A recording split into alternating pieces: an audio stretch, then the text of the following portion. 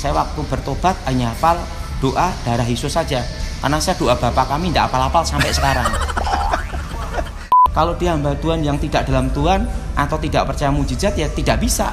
Bagaimana nolong dia belum bertobat juga. Selamat datang di vlog pribadi saya, Gilbert Lumondong. Dan program ini namanya Kamu Hebat. Karena pada dasarnya setiap orang diciptakan hebat. Dan hari ini saya bersama dengan seorang hebat yang setiap saudara harus kenal. Namanya Pendeta Daud Tony. Pak Daud, haleluya. Haleluya. Nah, kita lagi mau ngobrol-ngobrol nih, iya. Pak Daud, di vlog pribadi saya. Kebetulan kan ada banyak orang kenal Pak Daud sebagai orang yang berurusan sama setan-setan. Ada banyak orang yang bilang, aduh jangan urusan sama setan, urusan sama manusia aja repot, apalagi urusan sama setan. Nah, Pak Daud dikenal sebagai hamba Tuhan yang berurusan dengan setan-setan. Apa yang melatar belakangi, kenapa senangnya? Silahkan. Karena saya seumur hidup saya taunya hanya setan. Saya tidak tahu matematika dan tidak tahu hukum. Taunya setan. Duit sama setan tahu. Karena sejak usia 9 tahun saya sudah dilatih tentang setan dan dilatih untuk membunuh orang. Jadi saya tidak pernah dilatih untuk bikin hidup, tapi matiin orang. Jadi saya tidak pernah berpikir untuk belajar yang lain. Oh, dari taunya situ tentang setan. Nah, lalu kenapa pelayanannya justru mengkhususkan ke arah setan? Karena saya tahu banyak orang yang kena setan dan saya taunya tentang setan. Itu aja yang saya tekunin. Nah, lalu kan sekarang pada kenyataannya banyak orang bilang gini, ya tapi kan saya udah ke gereja, nggak mungkin saya terikat setan. Nah, bagaimana? Nah, setan itu bisa masuk kalau ada celah. Nah, celahnya. Tapi kalau orang udah ke gereja misalnya, belum jaminan. Kalau ke gereja dia belum bertobat. Yang menentukan dia itu lepas dari setan kalau dia itu bertobat lahir baru. Nah, Pak Daud pernah nggak ngurusin orang yang sudah ke gereja tapi masih berurusan sama setan-setan? Banyak kejadian. Banyak kejadian. Misalnya dia ya ke gereja, ya ke dukun. Tapi ada banyak orang yang bilang saya nggak pernah ke dukun, saya cuma ke gereja. Masih bisa masuk setan nggak? Bisa. Misalnya melalui serangan kuasa gelap dari lawan bisnis atau seseorang, bisa. Misalnya ingin mengguna-gunai, dideketin dulu. Semuanya itu bisa masuk kalau ada celah. Utamanya adalah perjinahan. Kedua adalah kecewa akar pahit. Ketiga kalau pikiran kosong. Jadi perjinahan, dendam akar pahit, sama pikiran kosong. Waduh, setiap saudara yang menyaksikan program ini saya pikir ini bahaya nih. Perjinahan, akar pahit, kecewa, dan pikiran kosong. Nah, bisa pada jelaskan nggak apa saja nih 3 hal ini? Misalnya perjinahan. Apakah harus selingkuh sama istri orang atau suami orang atau gimana? Semua dosa itu kebanyakan karena iseng dulu kan.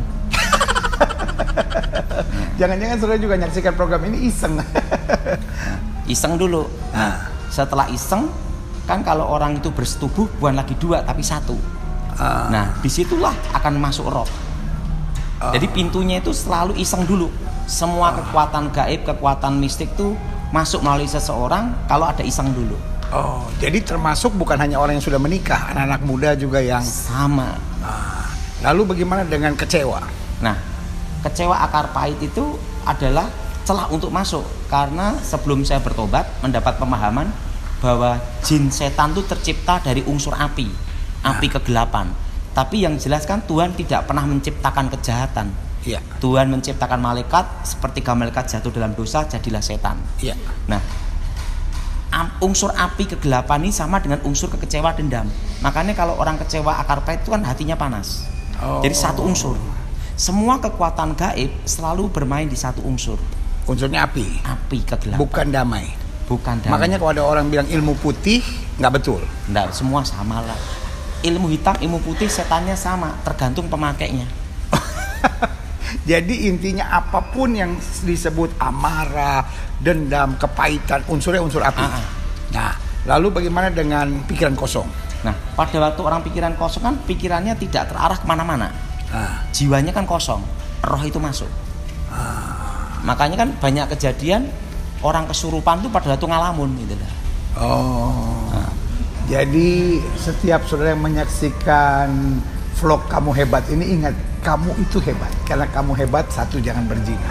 Karena kamu hebat itu ingat jangan hidup dengan unsur api, artinya marah, dendam, kepahitan.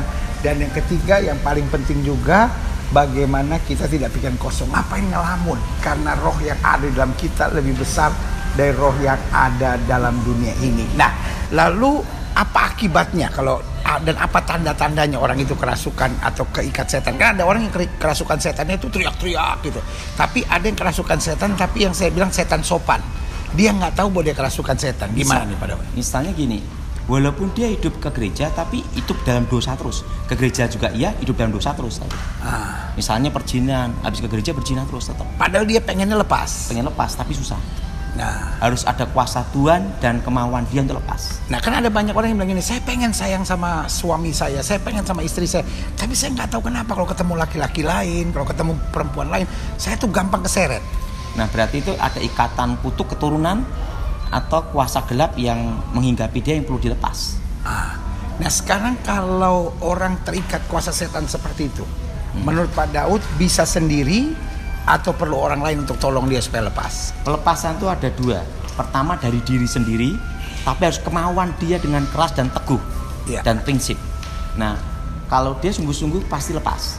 Kedua, caranya dengan doa di dalam nama Yesus, dengan kuasa darah Yesus. Saya terus terang Pak Pendeta, saya waktu bertobat hanya hafal doa darah Yesus saja. Karena saya doa Bapa kami tidak hafal-hafal sampai sekarang. Pokoknya darah Yesus dan nama Yesus berkuasa. Haleluya. Nah, sekarang kalau mungkin dia udah coba dan nggak bisa sendiri, bagaimana dia minta tolong sama hamba Tuhan? Dibantu oleh hamba Tuhan. Hamba Tuhan itu sebatas menuntun, membimbing dia. Tapi mesti hamba Tuhan yang percaya kuasa kelepasan, percaya mujizat, percaya kuasa nama Yesus. Kalau dia hamba Tuhan yang tidak dalam Tuhan atau tidak percaya mujizat, ya tidak bisa. Bagaimana nolong dia belum bertobat juga. Nah, saudaraku yang kasih dalam Tuhan, saya pikir hari ini sudah dapat masukan yang sangat berarti. Ingat, walaupun orang beragama, walaupun orang ke gereja, walaupun orang menyebut nama Tuhan, walaupun orang aktivis gereja, masih bisa terikat setan. Tetapi jangan pikir, oh gitu, kuasa Tuhan nggak ada apa-apanya loh, buktinya masih bisa terikat setan. No. Itu kalau kita buka celah. Makanya Alkitab bilang, jangan beri kesempatan kepada iblis. Dan kalau iblis sudah menguasai, ingat hari ini kita juga dibilang, ada kuasa yang besar, yaitu kuasa darah Yesus yang dapat membebaskan kita. Saya dan Pendeta Daud Tony memberkati saudara dan mengucapkan berkat buat saudara, mendoakan saudara agar setan tidak menguasai hidup saudara. Haleluya. Amin. Semua dosa itu gara-gara Islam. Setelah Islam, semuanya hancur.